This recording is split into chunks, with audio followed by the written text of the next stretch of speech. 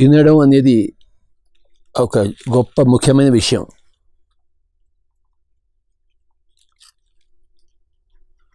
నోట్లోకి ఏది వెళ్తుందో అదే శరీరాన్ని నిర్మాణం చేస్తుంది.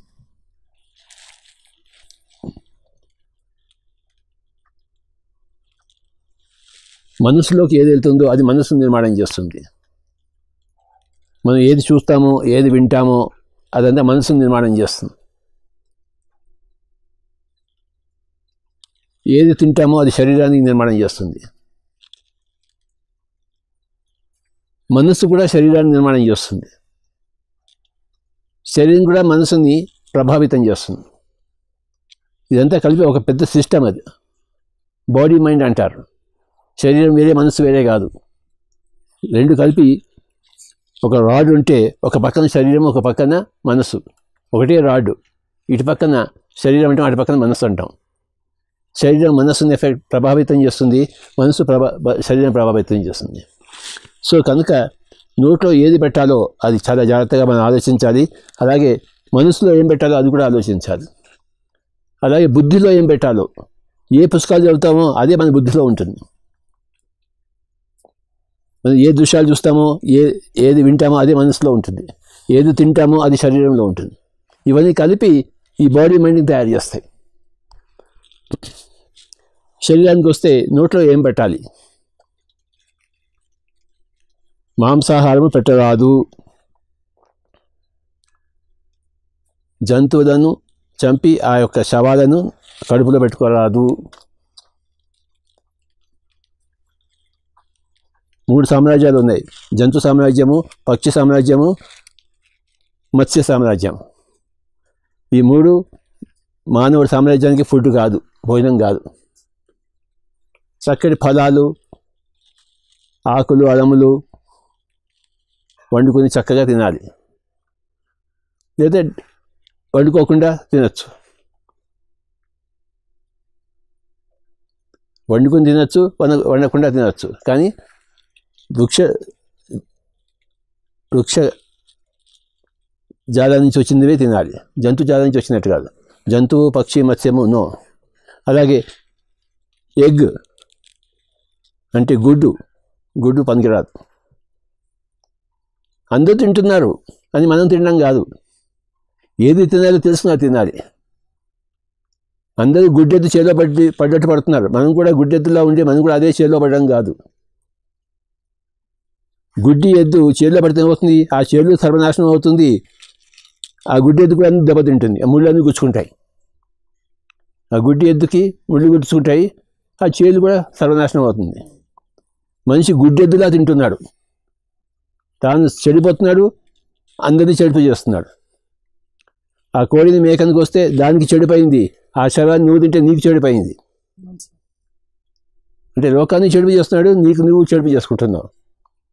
గుడ్డెద్దు చెడబెట్టాడు. ఈ ఎద్దు తన గుడ్డితనం పోగొట్టుకోవాలి. ఏది తినాలో తెలుసుకోవాలి, అదే తినాలి. ఏది తినకూడదు తెలిసినా అది తినకూడదు. ఏది తినకూడదో దాన్ని తింటూ ఏది తినాలో అది తినకుండా ఉంటే జీవితం అంతా అనర్థాల పాలు, సర్వనాశనం, రోగాల పాలు.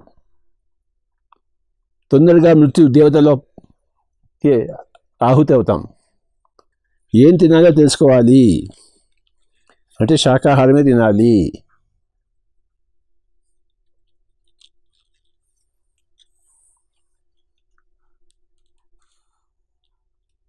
బాగా వంట చేసుకుని తినాలి, లేకపోతే శుద్ధంగా అలానే తినచ్చు. పళ్ళు బాగా తినాలి. దాన్ని ఇంగ్లీష్లో ఫ్రూటేరియన్ అంటారు. ఫలాహారి, శాకాహారి, మన అందులో ఫలాహారి. చక్కగా రుచికరంగా భోజనం చేసుకోవాలి. రుచికరమైన వంట ఎక్కడి నుంచి వస్తుంది? బాగా వంట చేసే వాళ్ళ చేతిలో వంట తీసుకోవాలి.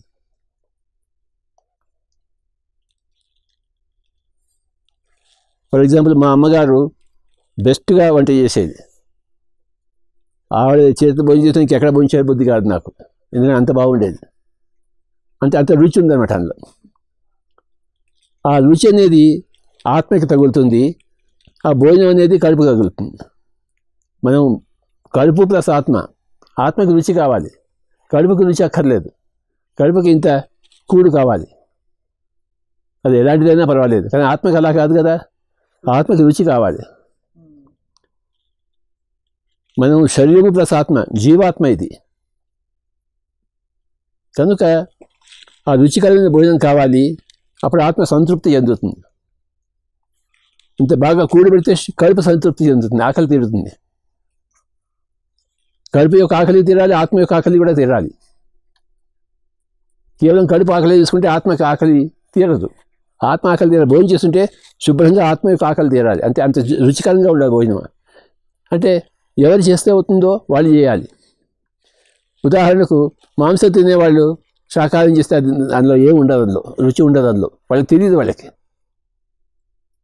అంటే పుట్టుకతో శాకాహారంలో ఉన్న వాళ్ళే శాకాహారం వండాలి. ఒక్కసారి నేను చూశాను, మధ్యలో మాంసాహారం నుంచి శాకాహారం కూడా బాగా ట్రైన్ అయితే వాళ్ళు కూడా బాగా చేయగలరు. కానీ కొన్ని సంవత్సరాలు పడుతుంది వాళ్ళకి. మాంసం మానేసి కొన్ని సంవత్సరాలు అయిన తర్వాత అప్పుడు వాళ్ళ చేతిలోంచి అది రుచి వస్తుంది, శాకాహారం రుచి. వెంటనే రాదు. ఒక చిన్న ఉదాహరణ చెప్తాను. మహాత్మా గాంధీజీ పూణేలో ఎర్రవాడ జైల్లో ఉన్నారు. 2.5 సంవత్సరాలు ఆయన జైల్లో వేశారు బ్రిటిష్ వాళ్ళు, తెలుసు కదా. ఆయన ఒకరోజు ఏమైందంటే, ఒకరోజు రొట్టె ఆలుగడ్డ కూర తిన్నాడు. ఆయన తింటే పూర్తిగా ఆయనకి వామిటింగ్ వచ్చింది. అంటే కక్కుకున్నాడు, ఏది తిన్న లోపలికి పోలే. ఆయన ఆశ్చర్యపడి, ఏంటంటే రోజు నేను అదే తింటున్నాను కదా, నాకేమి కాదు, ఇవాళ ఎందుకు అయిందని చెప్పేసి పిలిపించాడు. ఎవరు ఈ రొట్టె ఈ ఆలుగడ్డ కూర ఎవరు చేశారో వాళ్ళని పిలుస్తారా అని చెప్పేసి ఒక అబ్బాయిని పిలుచుకొచ్చారు. నువ్వే చేసావా అన్నాడు. నేనే చేశాను స్వామీజీ అన్నాడు. మీకు కనుక నేను ఎంతో భక్తితో చేశాను స్వామీజీ అన్నాడు. సరే కానీ నీ బ్యాక్గ్రౌండ్ ఏంటి అన్నాడు. నువ్వే చేస్తావా నాకు అన్నాడు. లేదు సార్, ఇవాళ మీకు రోజు చేసి ఆయన సెలవు పెట్టాడు కనుక నేను వచ్చి చేయాల్సి వచ్చింది, నేను చేశాను, మీకు ఎంతో భక్తితో నేను చేశాను అన్నాడు. వాడు ఒక దొంగవాడు, ఒక హంతకుడు, వాడు మాంసం తినేవాడు. అంటే వాడు వండాడు కనుక వాడి వాసనలన్నీ యొక్క వంటలో వచ్చాయి. అది ఈయన తిన్నాడు. ఈయన అసలే మహాశుద్ధ సాత్విక శరీరం అయింది, అది పట్టలేదు, అంతా బయటకు వచ్చేసింది. అంటే తిన్నది రొట్టె ఆలుగడ్డ కూరే శాకాహారమే, కానీ ఎవడు వండాడు అది చాలా ముఖ్యం. శాకాహారులే వండాలి. శాకాహారులు కూడాను ఇద్దరు ఉన్నారనుకోండి, ఒక శాకాహారి ఉన్నాడు, ఇంకోడేమో శాకాహారి ప్లస్ గొప్ప ధ్యాని. ఆ ధ్యానం చేసేవంటే చాలా బాగుంటుంది. ధ్యాని లేకపోతే ఆత్మజ్ఞాని, లేకపోతే అందరికీ మంచి చేయాలనే ఉద్దేశంలో ఉన్నవాడు, ప్రేమతో పెట్టేవాడు, ప్రేమతో వండేవాడు. అందులోంచి ఆ రుచి వస్తుంది, ఆ బ్రహ్మాండమైన రుచి వస్తుంది. లేకపోతే రుచి ఉండదు.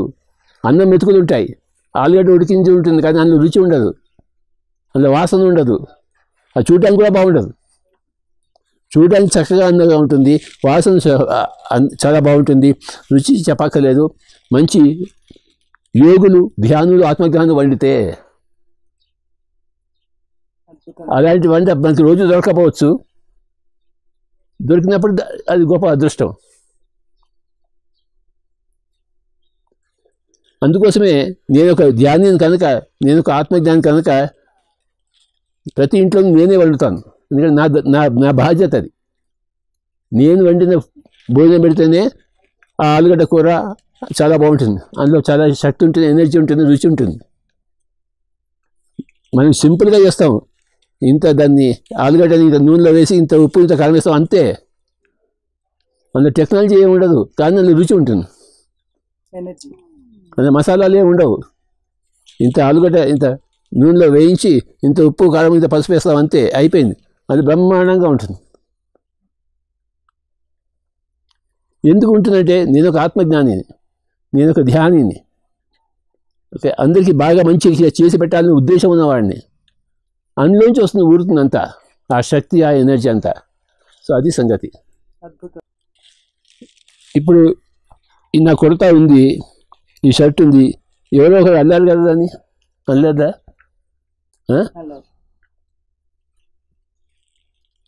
అంటే ఎవరైతే అల్లాడో వాడి ఎనర్జీ కూడా ఇందులో ఉంది.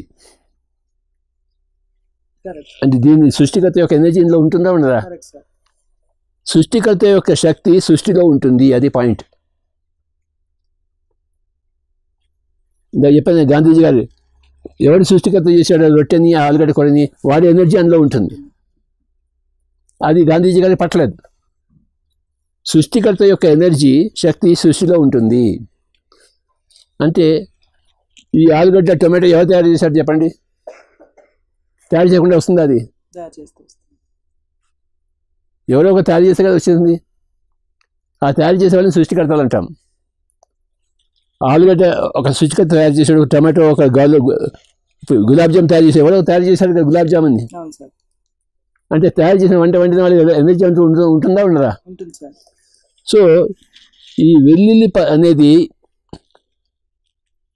ఏ ఉద్దేశంతో తయారు చేయబడిందంటే శాకాహారాన్ని మాంసాహారం వైపు తీసుకెళ్ళడం కోసం అలాంటి వాళ్ళ చేత సృష్టింపబడింది. కనుక ఎవరైతే వెల్లుల్లి తింటారో వాడు తొందరగా మాంసాహారం వైపు వెళ్తాడు. అందుకోసం నో వెల్లుల్లి. వెల్లుల్లి అనేది నిషిద్ధము. పిరమిడ్ మాస్టర్లు ఎవరు వెల్లుల్లి తినరాదు, ఎవరు తినరాదు, ముఖ్యంగా పిరమిడ్ మాస్టర్లు. Wonderful sir. ఇంకోటి, ఈ మోడర్న్ టెక్నాలజీ వచ్చిన తర్వాత ఈ మైక్రోవేవ్ యూజ్ చేయడం చాలా అలవాటు అయిపోయింది. No microwave. ఆ హై వోల్టేజ్లో మనం ఏదైనా ఉడికించినా ఏది చేసినా కూడా అందులో ఉన్న శక్తి అంతా క్షీణించిపోతుంది. నీకు ఒట్టి మ్యాటర్ ఉంటుంది కానీ అందులో ఎనర్జీ ఉండదు. ఒక శవం ఉంది, శవంలో ఏముంది? మ్యాటర్ ఉంది కానీ ఎనర్జీ ఉంది. అందులో ఎనర్జీ బయటికి పోయింది. శవం ఉంది, మ్యాటర్ అదే అంగాలన్నీ ఉన్నాయి కానీ అందులో ఎనర్జీ ఉందా? శవం అయిపోయింది. నువ్వు మైక్రోవేవ్ దాన్ని ఉడికిస్తే అంత శవం అయిపోతుంది. నీ అన్నం తిన్నామంతా అందులో ఎనర్జీ ఉండదు. కనుక మైక్రోవేవ్ ఎప్పుడు ఉపయోగించకూడదు.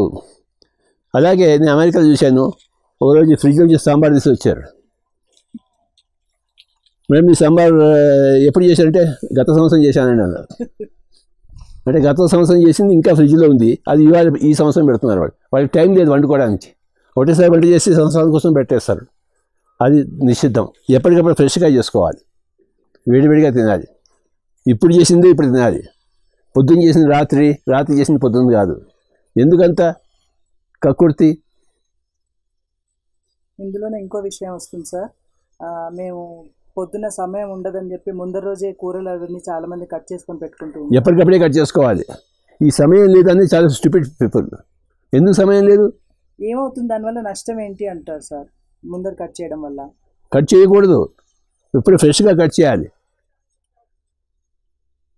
నష్టం కంటి కనబడుతుంది ఏంటి? యోగులో కనబడుతుంది. నీ కంటి కనబడుతుంది ఏంటి? కనబడదు. చనిపోయిన వాళ్ళకి నీ కంటి కనబడతారా, యోగులు కనబడతారా? ఎవరే కనబడతారు. అలాగే ఏం చేయాలో ఏం చేయకూడదో యోగులకే తెలుస్తుంది. యోగులు కాని వాళ్ళకి ఏం తెలియదు. మా నాన్నగారు చేశాను నేను చేస్తున్నాను, మా అమ్మగారు చేశాను నేను చేస్తున్నాను అంటే అలానే ఉంటుంది. కానీ పబ్లిక్ అంతా చేసింది చేశాను అంతేగాని వాళ్ళకి సత్యం తెలియదు. ప్రతిదీ సత్యం తెలుసుకుని చేయాలి. అందుకని అందరూ చేస్తున్నారు మనం చేయడం కాదు. నేను చిన్న పని చేయాలి పెరిగాను కనుక అలా నేను చేస్తానని కాదు, సత్యం తెలుసుకుని చేయాలి. నువ్వు వంట చేస్తున్నావంటే దానికి సరిగ్గా 10 నిమిషాలు 15 నిమిషాల ముందు కూరలు తరుక్కోవాలి, వెంటనే వేసుకోవాలి. తరిగి అలా ఉంచుకోకూడదు. ఇంకోటి, కొంతమంది కుక్క గొడుగుని తింటారు. అదేంటది? మష్రూమ్. అది తినకూడదు. అందుకని అందులో ఫోటోసింథసిస్ ఉండదు, అందులో ఎనర్జీ ఉండదు. పచ్చదనం ఉంటేనే అది సూర్యరశ్మి గ్రహించి అది ఫుడ్ తయారు చేస్తుంది. మష్రూమ్ అనేది అది ప్లాంట్ కాదు, అది fungus. It's not a plant. So mushroom తినకూడదు, వెల్లుల్లి తినకూడదు, మైక్రోవేవ్లో వండకూడదు, నిన్న చేసిన సాంబార్ ఇవాళ తినకూడదు. ఫ్రెష్గా వేసుకొని వేడివేడిగా తీసుకోవాలి. ఆత్మజ్ఞానంలే వీలైనంత వరకు వండాలి. ఈ విధి లేకపోతే ఎవరు వండినా తింటాం, అది వేరే మాట. కానీ విధి ఉన్నప్పుడు, చాయిస్ ఉన్నప్పుడు ప్రతి ఒక్కరు వంట నేర్చుకోవాలి. ప్రతి ఒక్కరు డ్రైవింగ్ నేర్చుకోవాలా వద్దా? మన దగ్గర వెహికల్ మంది డ్రైవింగ్ రాదనుకో ఎవరి కోసం వెయిట్ చేయాల్సి వస్తుంది. ఇందుకు మనం డ్రైవింగ్ నేర్చుకోవాలి. అలాగే ఎవరి కోసం మనం వంట నేర్చుకోవాలి. మనం ప్రతి ఒక్కరు వంట నేర్చుకోవాలి, ప్రతి ఒక్కరు డ్రైవింగ్ నేర్చుకోవాలి, ప్రతి ఒక్కరు కంప్యూటర్ నేర్చుకోవాలి. ఇవన్నీ కంపల్సరీ. ప్రతి ఒక్కళ్ళు అన్నీ నేర్చుకోవాలి. బేసిక్ థింగ్స్ అన్నీ నేర్చుకోవాలి. తెలుగువాడు మరాఠీ నేర్చుకోకర్లేదు, మరాఠీ వాడు తెలుగు నేర్చుకోకర్లేదు, కానీ ప్రతి ఒక్కరు వంట చేయడం నేర్చుకోవాలి, ప్రతి ఒక్కరు డ్రైవింగ్ నేర్చుకోవాలి. ఇవి కంపల్సరీ అందరికీ.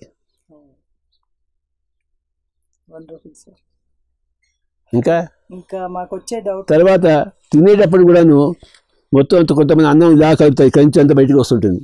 ఈ వేడి చివరితో తినాలి. నువ్వు స్పూన్తో తినే కన్నా నువ్వు చేతితో తింటేనే ఎనర్జీ ఎక్కువ వస్తుంది. స్పూన్ ఫోర్క్ పెట్టుకుని తినడం కాదు, నీ వేళ్ళతో తినాలి. ఎందుకంటే నీ చేతిలో ఎంత ఎనర్జీ ఉంటుంది, ఆ ఎనర్జీ అందులో వెళ్తుంది, అది తింటావు. మరి నువ్వు శుభ్రంగా నీట్గా తినాలి. కంటెంట్లో ఇది మిగలకూడదు. ఎంత కావాలో అంతే వేయించుకోవాలి, వేస్ట్ చేయకూడదు. ఒక్క మెత్తు కూడా కింద పడకూడదు. కొంతమంది ఏం చేస్తుంటారంటే ఆ సాంబార్ వేస్తున్నప్పుడు ఇలా సాంబార్ వేస్తారు, దారిలో అంతా చుక్కలన్నీ పడుతుంటాయి. నాకు మాతిక్క కోపం వస్తుంది. నాకు వెంటనే వాడిని పీస్తే కదా అనిపిస్తుంది.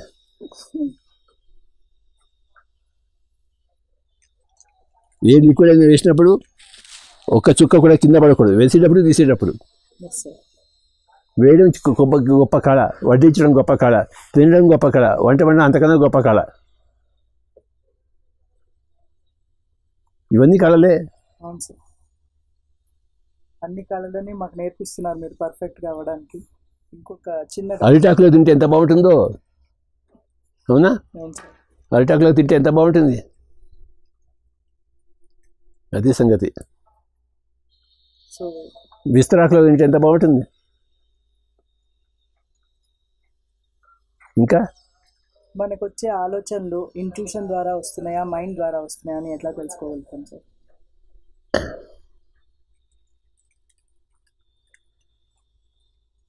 మనకు వచ్చే ఆలోచనలు కొన్ని, మనం పుట్టించే ఆలోచనలు కొన్ని. మనసు అనేది రిసీవ్ చేసుకుంటుంది, దాన్ని క్రియేట్ కూడా చేస్తుంటుంది.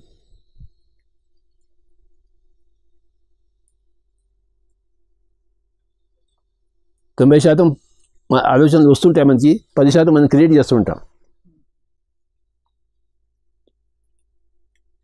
ఒక రేడియో ఉంది, రేడియో స్టేషన్ మనం చేస్తే అన్ని తరంగాలు ఉన్నాయి, మనం ఏది పెడతాం అది దాన్ని అందుకుంటుంది. అది అన్ని తరంగాలు ఉన్నాయి, మనకు కంటికి కనబడవు, కానీ నువ్వు రేడియో ట్యూన్ చేసినప్పుడు ఏ స్టేషన్ అంటే ఆ స్టేషన్ ఆ తరంగాలు వస్తాయి, క్యాచ్ చేస్తుంది. అంటే అన్ని ఆలోచనలు ఉన్నాయి. మన మనసు దేని మీద దృష్టి పెడితే ఆ ఆలోచనలు మనం పట్టుకుని అందులో అభివృద్ధి చెందుతాం.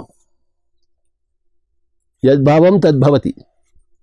మనకి ఏది కావాలో అది మనకు వస్తుంది. అన్నీ ఉన్నాయి అక్కడ, కానీ మనకి ఏది కావాలో అది వస్తుంది. అది మన బట్టి ఉంటుంది. అవి తమంతట తమ రావు, మన కోరికను బట్టి అవి మనం తగులుకుంటాయి. అలాగా.